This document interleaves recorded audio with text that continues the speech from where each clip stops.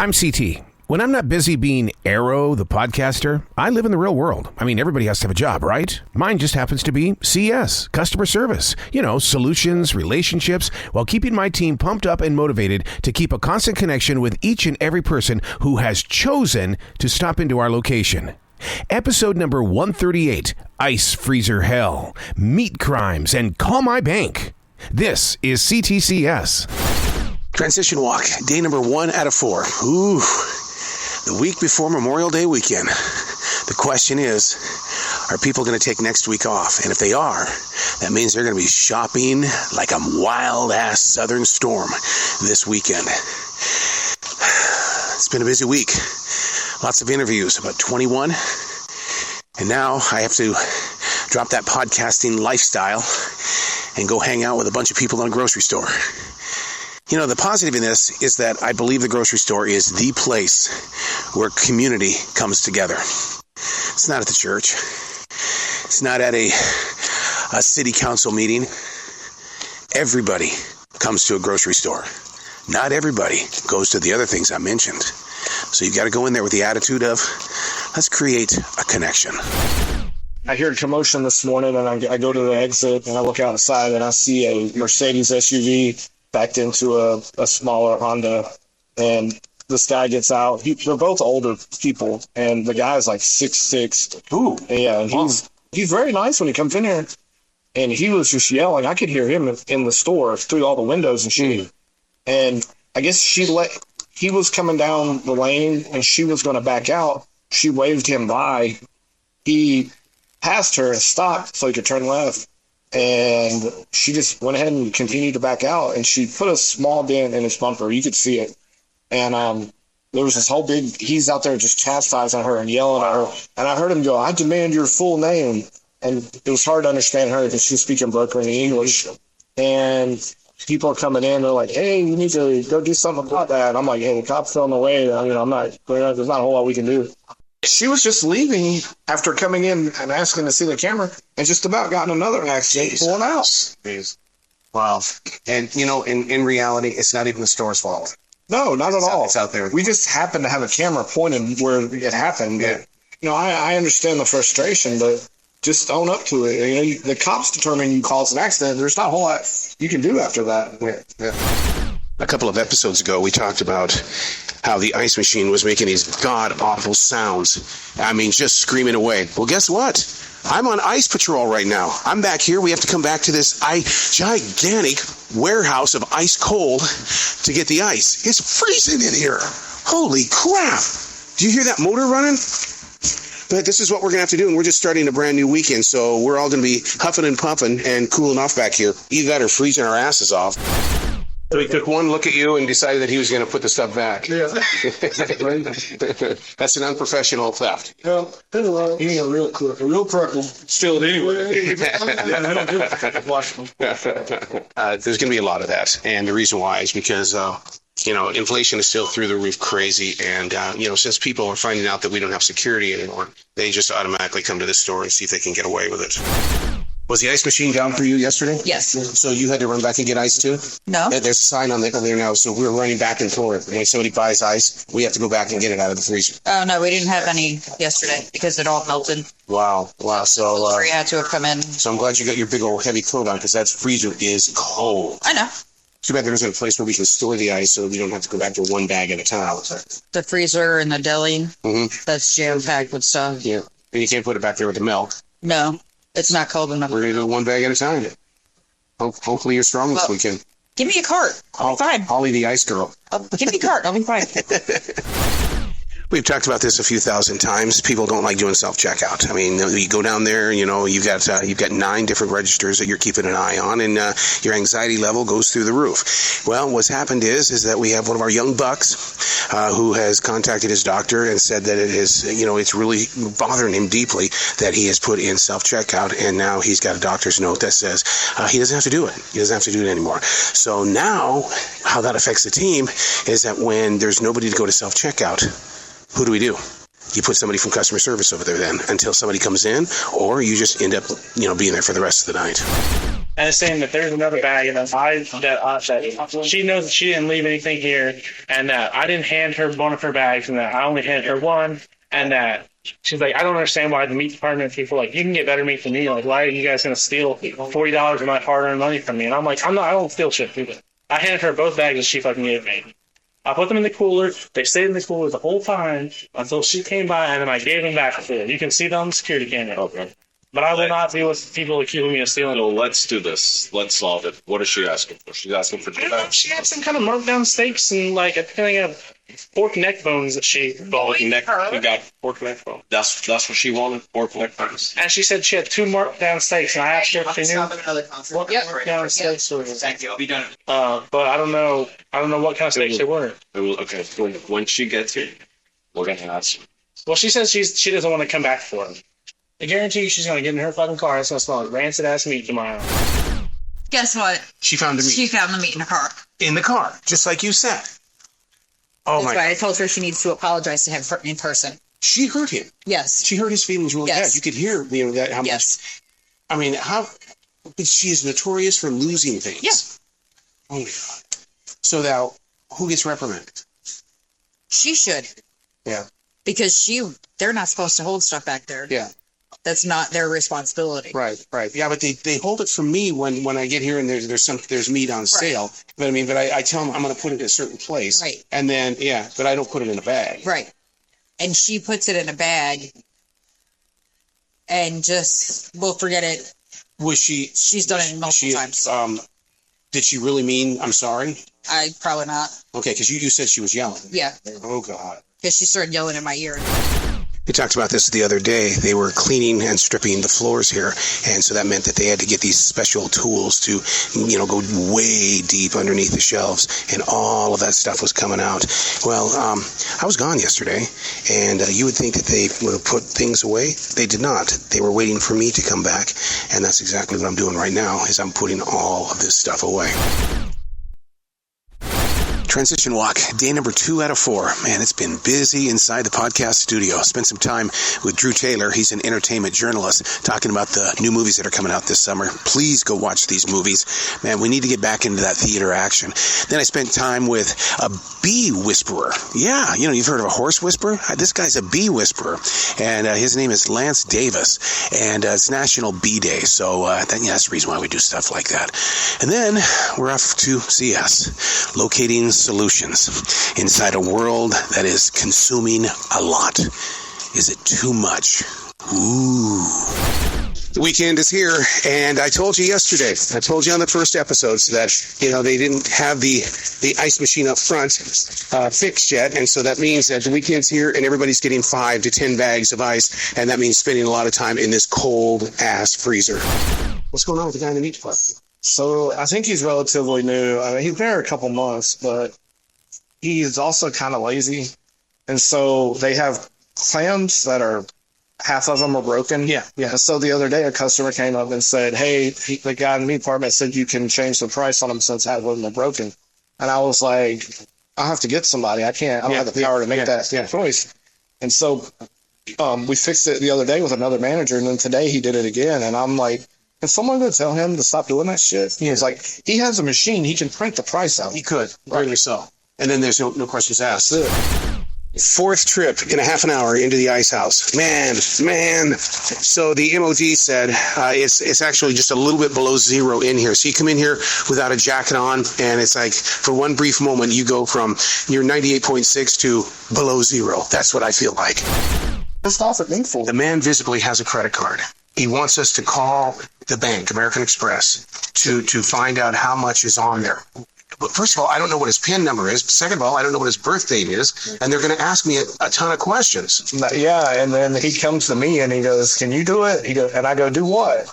And I go, is this a gift card? And he goes, no. I go, is it a credit card? And he goes, yeah, I can't check your fucking credit card. Like, there's an 800 number on there. Flip it over. You call him. It's your shit. Yeah, because you want me to wipe your ass when you don't take a shit too? Yeah. I mean, Jesus fucking Christ, man. I almost feel like Sammy Davis Jr. singing The Candy Man. I've been putting the candy up for the past hour. I'm the Candy Man. The Candy Man. Oh, the Candy Man. What you do in a grocery store? If the average person knew the expectations, that's what makes it fun. It's never the same day. Velvet Taco Friday. We've been waiting a long time for this particular taco. This will be the final one that's on the menu. We tried them all, and Tristan has already told me that this one is really messy. You can see that it's got the Mexican corn, and it's a gigantic chunk of salmon. And looks like there could be some tartar sauce or something in it, but she says it's absolutely 100% messy. Oh my God. That's as fresh as you can get. That salmon is really nice. It tastes like it's like a baked salmon, but it's the combination of the Mexican corn and everything else that's in it that really gives this thing a thing. I can't wait to find out what Tristan has to say. Wow, this has gone full circle. The gentleman that came in today and yelled at new guy Bill and I because we wouldn't, do a little background check on his American Express, to find out how much money he had left. He comes in tonight and he literally just tells us, he says, look, I wrote you guys a bad check. I really want to give you some money so that it doesn't look bad on me. And what he did was he gave us a deposit slip. Not a check, a deposit slip. And we had to explain to him in 15 minutes that that's not what's supposed to be happening. We need physical money on this. What was the name of the taco? So it was grilled salmon. Yeah.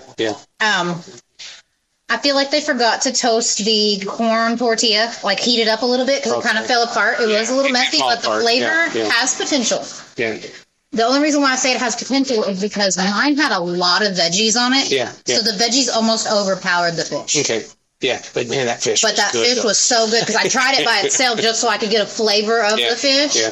And that fish is really good. And it wasn't one of those pre-cooked salmon things that they just throw in a microwave. Like they made it on the That was real salmon. It was real salmon, like we would order from like our butcher here at the store.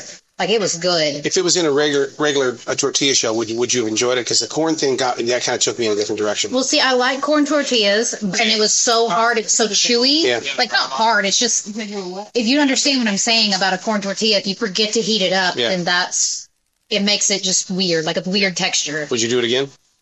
I would. But I think I'm gonna next time whenever we do it, I'm gonna ask for a flour tortilla, see if that changes it. Yeah. But the peppers in there, I don't know what they use for those peppers, but they were so good. I'm still smoking. They were so good. I was like, why can't I find these really good peppers to go on my sandwiches at home? Transition walk, day number 3 out of 4. The one thing about being a podcaster, there's so many different lifestyles that are connected to this. Some people like to go in the studio once a week, once a month, maybe twice a week. They've got producers, they've got teams.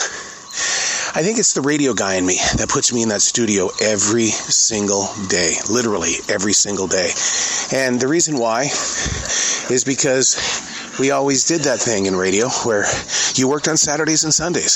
So going in that studio is just everything I've been doing for 44 years. But busy day. Had to transfer a couple of interviews I did while on lecture tour.